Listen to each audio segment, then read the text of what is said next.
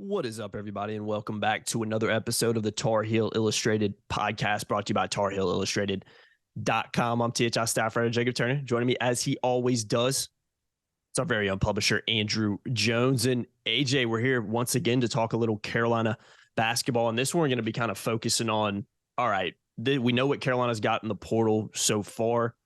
We understand that the only other thing they're really looking for, based on some really good sourced intel, is potentially a backup five. I know there's rumors about potential Elliott Cadeau reclassification, which we'll also hit on this. But based on what Carolina's got in the portal right now, I said it in the Harrison Ingram commitment podcast that I think I know what Carolina's starting five is likely going to be next year. And that's kind of what we're going to be diving into in this podcast and talking about. So, AJ, this is what I think, and I said this in the Ingram podcast. When I look at this group, I think RJ starts at the point. I think Cormac Ryan starts at the 2. Harrison Ingram starts at the 3. Jalen Withers starts at the 4. I think that's an interesting conversation from Carolina fans' perspective, because I have seen a lot of people that don't necessarily agree with that, and I'm a little bit confused by that in a lot of ways. And Armando Bacot starts at the 5. So when I look at this group, I think that's an all-around good starting 5. I think it's a 5 that we talked about in a previous podcast that you've kind of got a guard all over the court. And I think with that 5, you've also got a couple nice backup options on the bench, and especially with a couple of the freshmen coming in as well. So I think it's a pretty well-rounded starting 5 and a pretty solid, a roster that Carolina's built so far. A, I'll ask you, do you agree that that's Carolina's starting 5? And B, if you do, what do you think about, the potential that it has? Well, that starting 5, you'd have a 22-year-old at the point, 24 at the 2, a 21 at the 3, 21 at the 4, and 23 at the 5. Experienced. College basketball's an older man's game. Yeah, it is. You're going to win. It's changed. If you're going to win. And I think that's good. I like that starting 5. I agree with you. I believe that would be the starting 5 right now. The Withers thing, I've kind of gotten the same vibe you have. We're reading a lot of the same stuff on our boards, obviously, and the commentary on Twitter that a lot of times it's sent to both of us. And in mine, I use the @Heel Illustrated all the time. So, I mean, there are other people that post on that, just so you'll know, but that's what I usually use now. I don't use my old ACC one. But people, I think, just associate with him with how bad Louisville was, so they just figure he's not that good, and that's just not the case. No, it's just I remember, and I'm not going to say who it was, but there's a national guy on ESPN who said he had a chance to watch Louisville in person, and it's not Jay Billis. And he said that he was surprised at how they had no talent. And I disagree with that. I thought Louisville in the front court had some talent. I thought they had some pretty good players. And Ellis was a good player, but he shouldn't have been a point guard. He should have been coming off screens. So they had issues in the backcourt, which really screwed up a lot of stuff. But they had some pretty good players up front, and one of them was Withers. Withers is a nice player. Yeah. And I think he's the kind of guy that can give you a lot more than what he gave Louisville. I really believe that he's that kind of guy. And I don't even think it's even a new lease on life situation for him. It's just that I think he's a really good fit for what they want to do. I don't think he fit that great at Louisville because I don't think anybody fit. It was a chaotic mess. I covered that. I saw them in person. They were a mess. Yeah, horrible. Total mess. Mm-hmm. So I think that's probably why people think that way about him. It's just interesting they don't say the same thing about Ryan, and he was on a team that won one more ACC game. Yeah, he seems to get a pass. Notre Dame was 3-17. Louisville was 2-18. Mm. So, but I think they know that Notre Dame's had some success 2 years ago or a year ago, whatever it was. They won a couple games in the NCAA tournament, all that kind of stuff. And Bray has a better reputation. Obviously, Kenny Payne has no reputation, if anything, right now. So, and I think people are just more familiar with Cormac Ryan. They've seen him do some pretty big time things. But I like Withers a lot. I really do. I do too. He's a game impressed me. I like what he brings to the team, like you said. He's a guy that right now, he's probably the 4th most talked about of this group. Mm-hmm. But I think he might be a guy a year from now, people are saying they're talking a lot about him and will totally forget or not admit that he was an oversight and they slighted him a year earlier. I have a feeling that he's going to be that kind of guy. Now everyone's talking about Harrison Ingram like he's the second coming of Vince Young or Vince Carter or Danny Green or something, whatever they want to think at the 3 spot. Cam Johnson, I don't think he's that guy. Well, you know why they are, Jay. You know why they are. It's because he was a 5-star recruit. It's that 5-star. It's what it comes down to. And I get it in some ways. I get it. And I also look at that. He's the shiny thing. He was a 5-star. Oh, we got him now. But he also played 2 years in college. And I'm not trying to hate on the kid, but wasn't spectacular. But I do think he improves when he comes to Carolina, because I do think Stanford was a bit of a mess too. So I think he improves. I think Stanford was easy to guard. Yeah. So he was easy to guard as their second option, sometimes first option. Yeah. I think that's a good starting 5. I think you can run, like, if your objective is to put Armando in a lot of one-on-one situations, then Armando's going to have a monster year. Yeah, and I think that's huge, man. He's so good. Because remember last year before people really started doubling him a lot more, and they knew they could just sell out on. They knew that with Carolina starting 5, 2 of those guys were going to have an off night. Yeah, guaranteed. Not going to be much of a fact. You could sell out on 2 of those guys. Guaranteed. And you could double Armando, drop a guard, bring someone over. Usually it was bring someone over and double him. And the set plays got disrupted and they were just a mess. We've talked about that so often, right? I think with this group, with this kind of starting 5, you actually you've enhanced Armando's opportunity to really have a very productive year. Now, I will say Simeon Wilcher is someone who I think can fit in really well coming off the bench in certainly the 2 guard spots. David Sisk thinks that he could even give you a little bit of 3. I think Cormac Ryan could give you a little bit of 3. I think the minute they got Paxton Wojcik and I went and watched this film, I remember telling David, I said, David, I think this guy can play some 3. I think so as well. He could play some 3 because he's, when you play basketball, you have different angles at the basket. And everyone watching this knows that if they were to get a ball and go to a court, that there's a certain area in the court they just feel really comfortable and they'll shoot a lot from. Because usually once you become old and fat and out of shape and lazy, you're not going to go to the spots that you don't hit shots to try to improve your game because you don't care about improving. So you go to the spots that you're comfortable with, right? For me, I like sort of the left wing, in between the wing and the top of the key. I'm kind of comfortable there, right? That's where my fat rear end would go if I were to shoot a ball right now. If my shoulders would let me, and they would if I take the Rogue Shop cream, by the way. Yep. So promo code Tar Heels 10. So bad. Yeah, that's so bad of me. But my point is that my point is that I do think that Wojcik is a guy who's comfortable with all those angles. He looks really comfortable playing the 3 and scoring as a 3 and rebounding as a 3. So I like the fact that Wilcher can play the 1 and the 2. David thinks he might be able to play a 3 in certain especially situations. his size, 6'7". Especially if Cadeau ends up coming in there. And Wojcik can play the 2 and the 3. So what you've got with the 2 of them, and I'm not forgetting anybody else yet, I'm just talking about these 2, you can adequately back up the 1, 2, and the 3 with those 2 guys. Yeah. Both of them can get in the lane.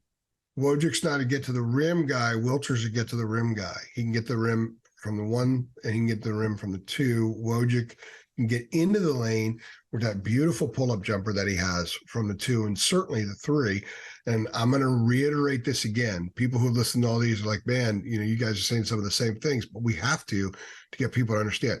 If you're 6'5" wing at Brown, you get 13 rebounds in East Lansing, Michigan, you're a tough guy.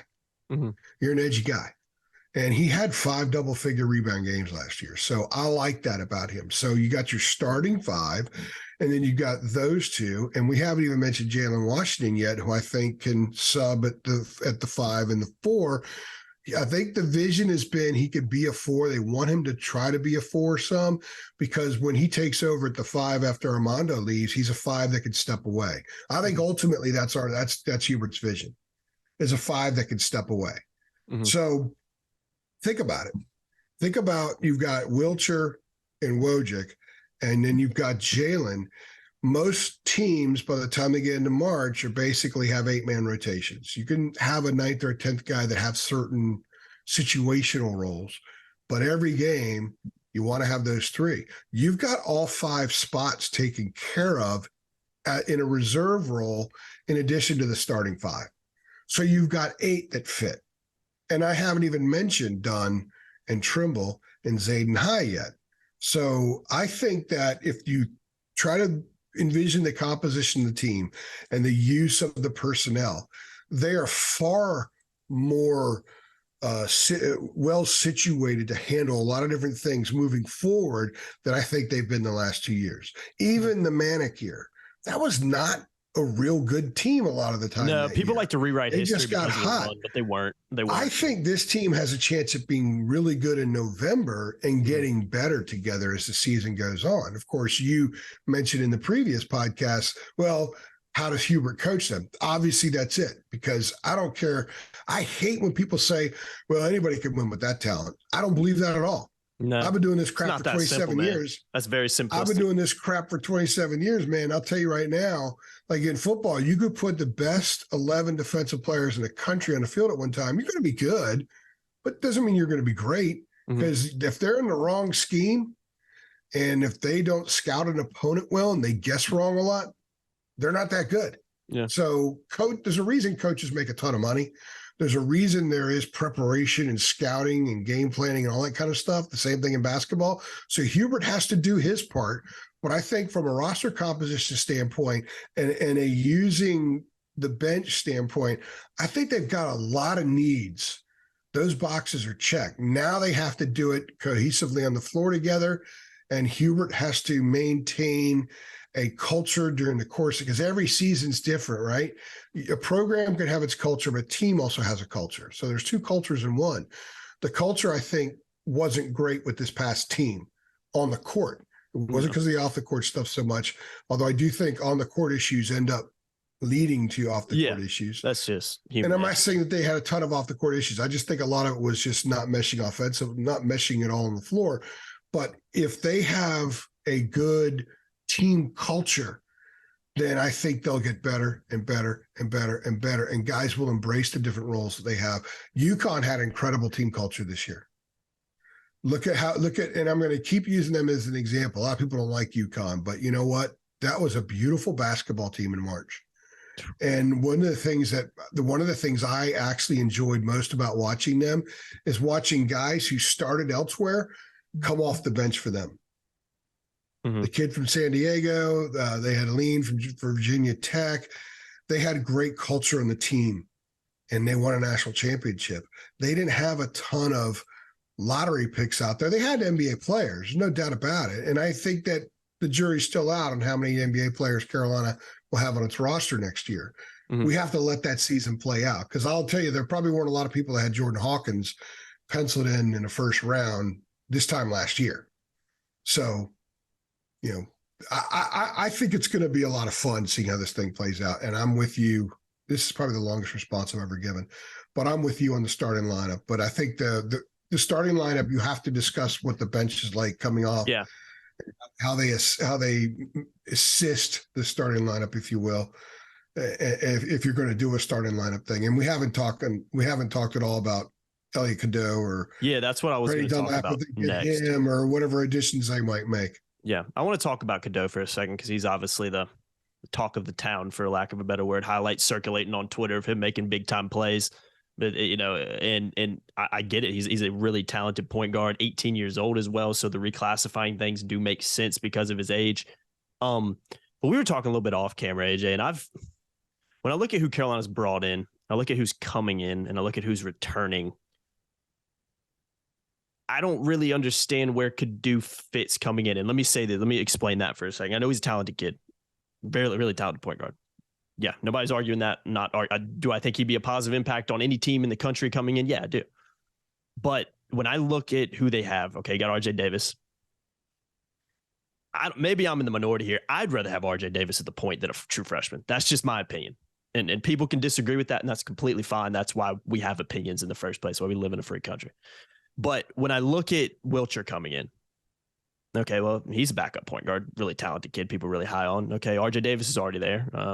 Seth Trimble, well, he's there. I mean, guys were incredibly high on him, a year ago today. Thought he was, going to be amazing. And I think he still has a lot of potential to be really good, particularly on the defensive side of the ball. He's a great athlete, definitely needs to improve on the offensive side of the ball. So AJ, there's 2 point guards. There's 3 point guards right there. People will say, well, maybe they move RJ to the 2. Okay. And then you move Ryan to the 3 and Ingram to the bench, or Ingram to the 4 and Willis to the bench. I just think if you bring in a guy like Cadeau, I'm not knocking his talent. I think he improves any team.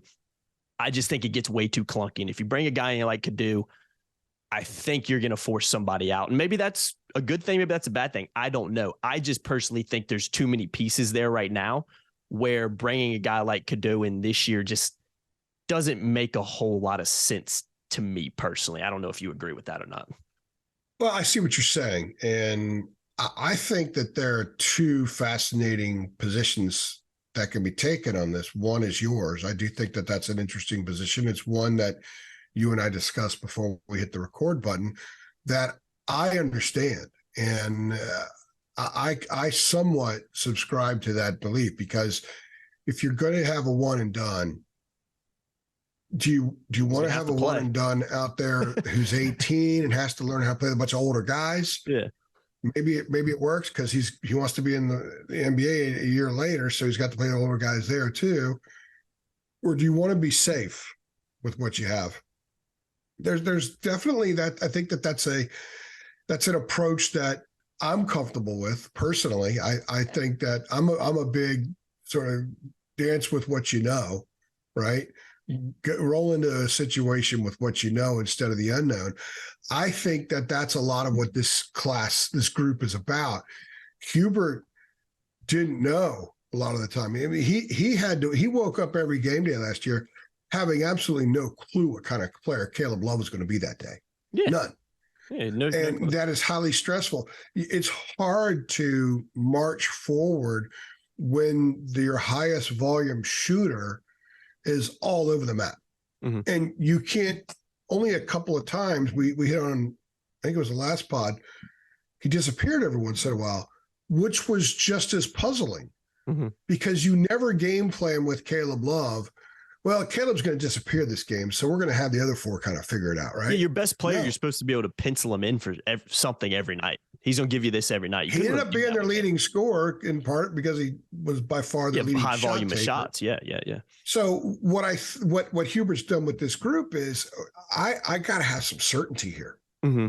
I got to know what I have going into it. So I don't think he would be necessarily have that all summer if Elliot Cadeau does reclass and Hubert accepts the reclass and says, okay, come on board. I still think you have to do a lot of chemistry and culture building early on, a lot more than maybe you might with this group. I think these guys know what they're getting into. Okay, we've interacted with some of these guys. David's talked to Harrison Ingram a few times. I've interacted with Cormac Ryan. We know what these guys are about. And I think the way the class has come about, not that they got all 4 in 1 week, but they got Woj. Then a little while later, they get Withers. Then quite a bit later, they get Ryan, and boom, the next domino drops, and that's the last domino drops, and that's Ingram. I think these guys understand what they're getting into. So there already is some culture for the 2024 Tar Heels already. Mm-hmm. But you can shake that up some by bringing in a guy who says, give me the keys as a true freshman, and I'm going to bump guys down to a spot they're not in now. I get that. On the flip side of that, Jacob, I don't like calling guys generational talents. I think that's really unfair, actually, to athletes. But he's a really good player. I mean, he is a distributor. He could score. Bouncy. He's like a combination of an Ed Cota, Kendall Marshall, who's more athletic than both, who could score better than both. And quite frankly, I think that there's a degree of wizardry in his passing that is probably might be better than both. I mean, I think he's an NBA player. Cota never played in the NBA. He just didn't shoot well enough. He couldn't score well enough. Wasn't great defensively. I remember he drew a charge one time and Press Row was like, you got to be kidding me. He must have just stumbled in the way of the guy, right? That was a running joke. Kendall didn't last very long in the NBA because he wasn't all that athletic, right? Yeah. This kid's got the whole package. I remember when Kobe White, I'll never forget basketball media day before Kobe White's freshman year. Nasir Little was all the talk. He was the prize recruit. And I remember going around and talking to guys about, who's the alpha dog on this team? Of the freshmen, who's the alpha dog? Everybody said Kobe White. And they were I'm like, really? I fully expected to write the Nasir Little story. Yeah, but it was Kobe. I ended up sort of hesitantly writing the Kobe White story because you got to write what they say, right? Mm-hmm. And then Roy has Kobe and Seventh Woods sort of battling it out at the point for a while. And it was obvious who the better player was. It's Kobe, yeah. And Kobe was mature, was a smart guy, and he played like a veteran from the Kentucky game and the CBS Sports Classic on. He was great. And he played with a bunch of older guys, and it worked. Mm-hmm. I thought that if that team doesn't get sick in Kansas City, they get to the Final Four. Mm-hmm. And who knows? They had to play Virginia probably. I think Virginia had their number, but still, they would have been a Final Four team, I think. So can it work with Cadeau? Can it work with him playing with a bunch of older guys? Yeah, I think it can. And it's a tough position to be in if you're Hubert, because how can you pass on that kind of talent? Yeah, it's tough. But I at the get it. same time, if you take him, are you then adversely affecting 3 or 4 other guys? Especially if he's a one and done. And we don't know what those conversations were like with the other guys. We don't. If you're Jalen Withers, do you really want to come off the bench as a junior because everything's been slid down? Or you're Cormac Ryan and you got 1 year left. He could have gone a lot of places. I mean, Indiana has needs on the perimeter. Could have gone there. Could have started there. And do you really want to suddenly be like, wait a minute, why did I come here if I'm not going to start? Yeah, I just think it could cause a lot more maybe chemistry issues, for lack of a better word, if a guy like him comes in. I think that the negative to not bringing him in is there won't be an NBA point guard initially on the roster next year. Now, Wilcher could end up being that guy, but I think it's absolute that Elliot Cadeau is in the NBA a year after he plays in college. And this time next year, he's preparing for the draft. Okay. Mm-hmm. There's no doubt about that. He said one and done. So it's hard to pass up on that. Mm-hmm. But it's also hard to look at what you got now and you don't want to ruffle anything. You know what I mean? No, I completely agree. Because to me, it shifts everything too much. I mean, I guess Cadeau might have a better high-end as an NBA guy, but is RJ maybe a better option as a college point guard with his experience? I mean, to me, I don't know. Maybe I don't think RJ's a great college point guard. I think, but is Cadeau guaranteed to come in and be a great point guard as a freshman? I don't know. It's just. I also think that RJ having to run the point with a bunch of set plays, it's kind of unfair to judge him a lot on last year because of the issues that they had. And I don't think he's the ultimate game manager because I don't think that's his wiring. I think RJ could be highly productive as a 2. I think Elliot Cadeau doing all his things and finding RJ on the perimeter all the time and just them working together, I think that could be a thing of beauty. There's no doubt about it. But at the expense of what? That's what so I think it's a tough situation that Hubert's in, knowing that, Elliot would love to come. They've made that clear. We know that by communicating with the family. David's been all over that. But how does that work? I mean, and in the end, maybe he decides that I probably should wait. And I want to come in with a younger group, come in with this group of 24 with Ian Jackson and with Drake Powell and those guys. Yeah, and that's and have us be the new group, the next wave. Now, Ingram may still be around, Withers may still be around, but maybe they just like that too. Maybe Elliot decides, I want to be in that wave. I want us to take Chapel Hill by storm and have it be our team, because he's going to come into a situation where it's not his team. Mm-mm. It's going to be Armando's team and RJ's team. And I think a guy like Cormac Ryan steps in there and has an element of that as well, a 3-year captain at Notre Dame. So, so even with Elliot, there are conversations he's probably had and will still have about what his 1 year of college, what that experience, what he wants that to be. Mm-hmm. He's going to play in the NBA for a long time. It's going to be there. He's making money right now. He's making a lot of NIL money in his homeland. So it's not like he's poor and has to get to the league. So he's going to make more money again this next year. I don't want to say the figure on this podcast. I don't think that's fair, but if he was in college, I'd probably throw the figure out there, but not as a high school kid. So they're not hurting if he sticks around in high school another year and decides to come in with this super class. Yeah. So there are multiple scenarios for him, and both are pretty good options, to be honest with you. I think Carolina's in a good situation that they have this, but it's a tough decision.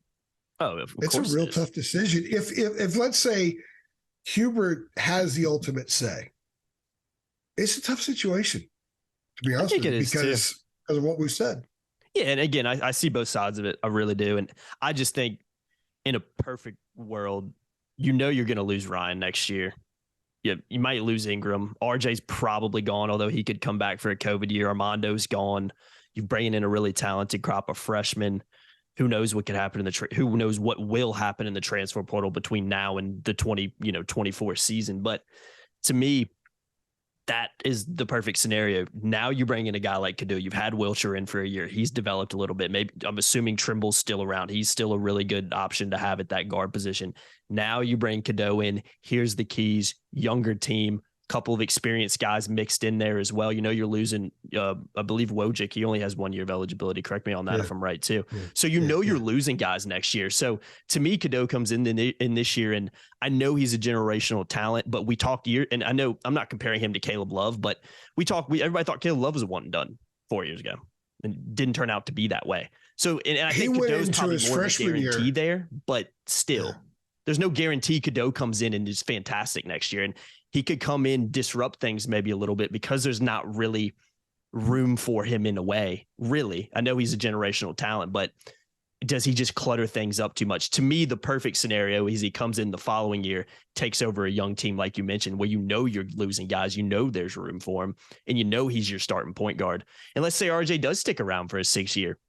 Okay, great. There's your 2 guard now. So I think to me, it's just a win-win situation. It makes more sense for that to happen, but I do understand from a fan's perspective, he's really good. Let's get him sooner rather than later. To me, like we've talked about, I don't think it's that simple. You know what I mean? Because I agree. Remember, Caleb, it's guaranteed to disrupt something.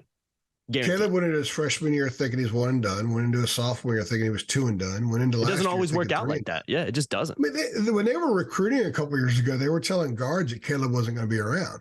Mm-hmm. They expected him to go. Everybody did. They expected him to play at a level where he would go. Now Caleb's going to go to Michigan. At least we think he's still going to end up at Michigan. We're hearing some things that may not be the case, but who knows how accurate that stuff. I think it's somewhat accurate, but that doesn't mean he's not going to go. Don't run with this and say Caleb's not going to end up at Michigan, please. Yeah, that's not what we're saying. That's not what we're saying. Yeah, I don't want to go down that path right now. But I agree with you what you're saying. It's 100% right. And also, I think what Carolina fans find, I think what concerns them is that if Elliott is absolutely hell-bent on reclassifying and just doesn't want to go back to high school for another year, does Carolina lose him? It's like a Gigi Jackson situation all over. If you told Carolina, well, yeah, but totally different than Gigi. I think they dodged a bit of a bullet with him in hindsight, but hindsight's I agree with you 100%. I think South Carolina would tell you, yes, you're right. Didn't work out too well down there. I think what concerns Carolina fans is that if Elliot Cadeau ends up playing somewhere else next year instead of Chapel Hill, if you can guarantee every Carolina fan, okay, here's the scenario.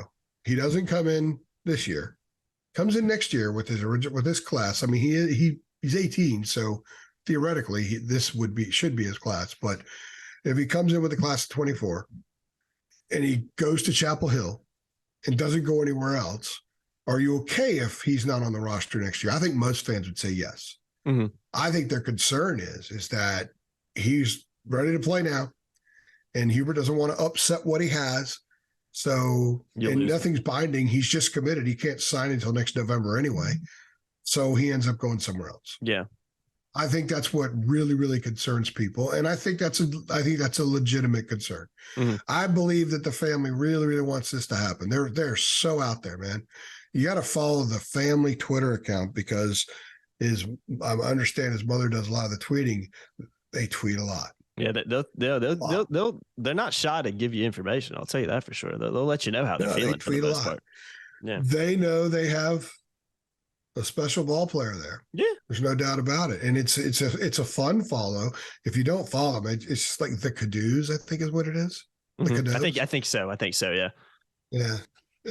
Just look it up. You'll find it. It's easy to find, to be perfectly honest with you. Especially that last name. It's definitely a unique last name. Yeah. So we've kind of hammered this out, and I think we're pretty solid on what we think the starting lineup will be. I think some people might think that Wilcher's going to start and Ryan comes off the bench. Some people think Washington starts at the 4-2, and I just think he's better as a backup 4 and 5. I think he still needs to develop. He's raw. He's still raw. Yeah. Before we close this out, let's talk about him for a minute. He's raw physically, like as far as his strength goes, but he's got a lot of skill. A lot of skill. He's got a lot of skill. So he's not raw in that sense. I think that he can get his minutes at the 5 and the 4. If he builds up as much strength as they're trying to get him to do, he could get, 15 minutes at the 4. He can get 8 minutes at the 5. That's 23 minutes. Armando played 22 minutes a game as a sophomore. It's a lot of time. It's a lot of There time. are a lot of guys that have played 23 minutes and ended up at Carolina, ended up in the NBA. So I think that would be a really healthy situation. And then Zayden Hyde does a little bit of backing up. And if Hubert ends up going 8 deep and 3 guys off the bench are the parts we talked about, you've got 1 through 5 covered, and you've got a couple of those spots covered with multiple guys. So I think that that's probably how it plays out. I mean, it could be Jalen could start. I just don't think Jalen. See, we got 2 Jalen's now. Wow, that just hit me. 2 different spellings. We're going to have to be careful when we ask Hubert questions. Well, what did you think about Jalen? Which one? He's going to say which one. Jalen with the hyphenation in his name, or not the hyphenation. He's got the. He's got the. Not the hyphenation. He's got the comma. Yeah. JAE comma. Not comma, it's apostrophe. Excuse me. Yeah. JAE apostrophe LYN, and then one of them's just straight JELEN. That just hit me that his parents weren't as creative with the name as Jalen Withers' parents were. No, yeah, for sure. I like the Withers spelling. It's different. It stands out a little bit more. I can get behind something like that. You know what I mean? Yeah, every time I see the apostrophe in a name now, I think of Dre Bly. Yeah, Wojcik is the one I'm still trying to figure out, because that last name is just. I want to spell it Wojik, and it's just not that. It's Wojcik, and it's not Paxton, it's Paxson. So that one probably took them. I think I got it down now, but that took a week or 2 to get really adjusted to. I've definitely misspelled that one a few times on a few tweets. So. Half the people, at least, that try to spell his name on social media spell it wrong. Oh yeah, the last name is. I think in my phone like auto corrects it to Wojik automatically. And if you're not paying attention, you're going to miss that every time. So, yeah, that's the one I think I've gotten down pat now, but it took a couple weeks to get into the groove with that one. Jalen Withers, I was all over. That one made sense to me, but the Wojcik one is a bit tricky. And somehow we've gone down a rabbit hole of talking about Carolina basketball players' names on next year's roster. There goes that tire rolling down the road again. I guess that probably is a signal that we should get the heck out of here, AJ. So let's get the heck out of here, man. Wrap this podcast up. You got places to go. I got places to go. Yeah, man. Let's roll this sucker up.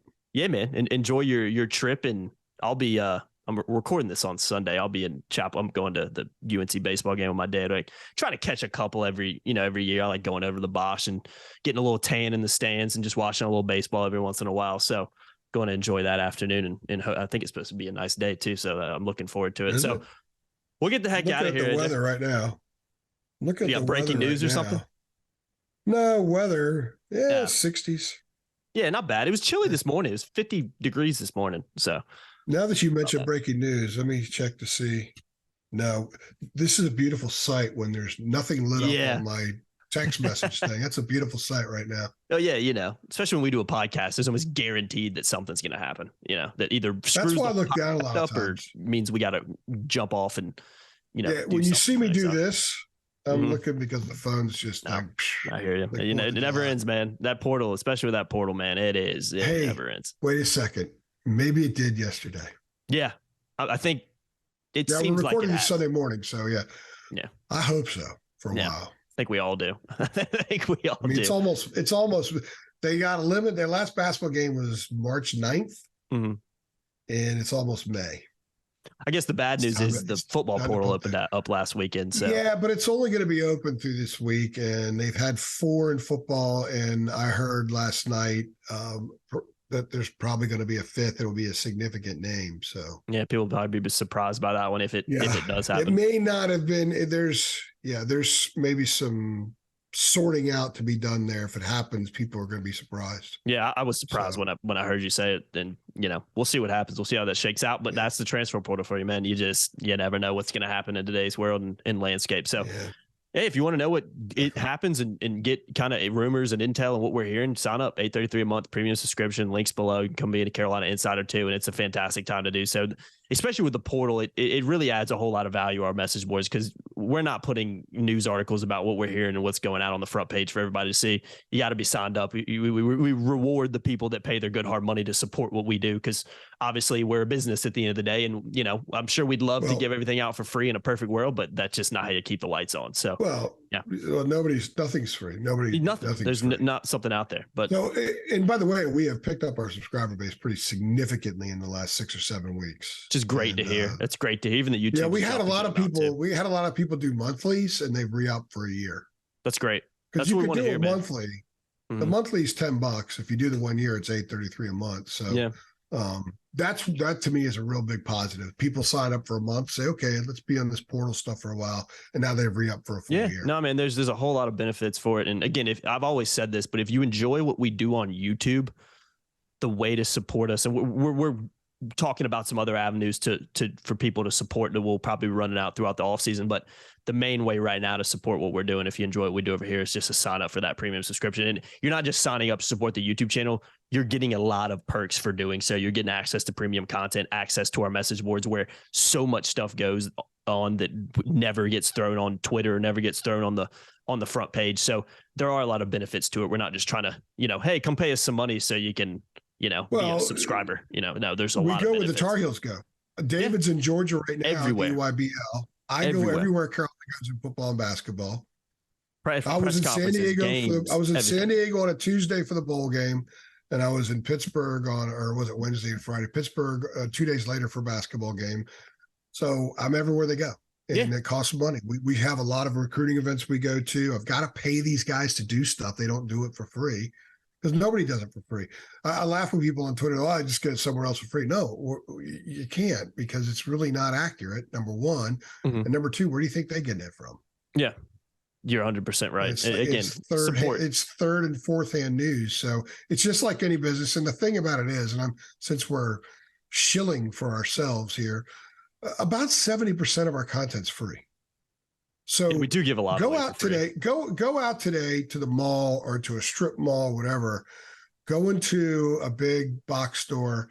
How many stuff in those stores? How many of those stores have 70% of their stuff that's free? None. It's like, hey, we have a big special on pillows today, free. Comforters, free. Hey, our above ground pools, free. Swing sets, free. TV, free. No, it's free. TV's free. Doesn't happen. 70% of our content's free. And I took over August 1st, 2014. We're the same price now we were then. Nothing else on the planet is the same price now it was then, but we are. Yeah, good Lord. I always tell people, just think it like buying us a craft beer every month, because you go to a place anywhere to get a nice craft beer, it's $7-8 nowadays. It just is, man. So that's what I say. If you like what we do, if you really want to support what we're doing, just think of it like buying us a beer every month. And again, that support means a lot, and it allows us to do other things. Because like you said, everything we do on YouTube, I know we do monetize what we do on YouTube, not shying away from that, but everything we do on YouTube is free content. You don't have to pay something to watch these videos. So again, like you said, 70% of the stuff, if not more, is free. I just thought of something. I always do this when we're in it. The beer idea is kind of a good idea. What we should do is, for a lot of people that are kind of wavering whether or not they want to sign up, we should have like a big get together sometime this off season. Yeah. We all go have a beer. Mm-hmm. There's a guy that does a radio thing up in DC where he does like a pint and a chat or something like that. Yeah, somewhere in Chapel Hill maybe would be great, like a Top of the Hill or someplace like that. Somewhere. Be cool. Go somewhere, get together, meet a bunch of people for the first time, and bring some new people into the tent and have a beer. That'd be awesome, man. There's plenty of, we definitely need to talk about that.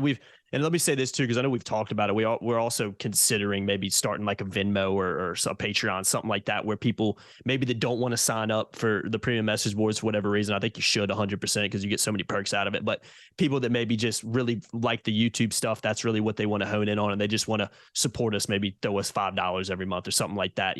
Just to support the channel and what we do. That's some ideas we've been tossing around as well, just for people to be able to support. Because I do think there's a lot of people out there. I watch a lot of YouTube channels, a lot of sports related podcasts where people do things like that. And they support because they enjoy the content and they feel connected to it. And that's what we do it for you guys. We don't sit on here and talk to each other just because we like to hear ourselves talk. You know what I mean? We do it because we like to bring people in and get to, and give people information and offer perspective and stuff like that. That's our job. So really enjoy doing that. So just throwing that out there as well, as that's something we're considering. And I do think there's a lot of people that would be, very, very interested in supporting that way too. Cause I've always said it, AJ, it's like any business. The more money you make, the more things you can do and the more content you can That's what it's all about. And that's what it's all about, man. It's not like the more money we make, the less we're going to do. And we're just going to sit back and relax. You know what I mean? It's not full disclosure. And I mean, this absolutely as genuine as I could possibly be. I got to pay my staff more. Yeah. Yeah. That's something you've always been a huge proponent of. Got to pay Jacob more. That's what it's all about for me. Mm-hmm. Yeah. I love what I do. I'm fine. I got to pay my staff more. So guys, if you want to see me get paid some more money, come on, sign up. Yeah. But honestly, let's discuss this, have a beer, meet some new subscriber type and our existing subscribers as well. Mm-hmm. I'd love to do something like that. So if you like the idea, send us a DM, give us some thoughts about when would be a good time, where you might want to do it, and if you would actually be interested. And maybe we could do something where if we do that, we're really thinking out loud right now, by the way. I think it's a great idea. Or if you show up, you get like a promo code for like a special deal on signing up. Mm-hmm. I think it's a great idea, AJ. I really do. I think it's a fantastic one, and we'll continue. Like I said, if you guys are interested, hit us up on Twitter. If you're a premium subscriber, get on the message boards and let us know, and we can try to plan something out for the off season, because I do think that would be really, really fun. And I always enjoy talking to subscribers and people that watch our stuff. It's really cool, and some ways humbling too, to know that people really like what we do. All right, let's do it.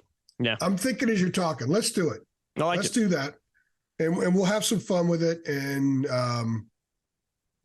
be a blast. Creative with it. Rivals will definitely be into giving us some kind of a promo deal, special. 100%. Yeah, no doubt about it. Yeah, we'll do that. So we'll stay tuned as we kind of iron out those details and try to see what we can do over the next few months. But yeah, I think that'd be a fantastic thing, and something I think a lot of people would enjoy. So again, keep it locked. TarIllustrated.com. Come sign up for $8.33 a month for a premium subscription. You can be a Carolina insider too. I've been Jacob Turner. He's been Andrew Jones. Another episode of the THI podcast. Make sure you like, share, subscribe, hit that notification bell as well. And we'll see you guys in the next one. Thanks.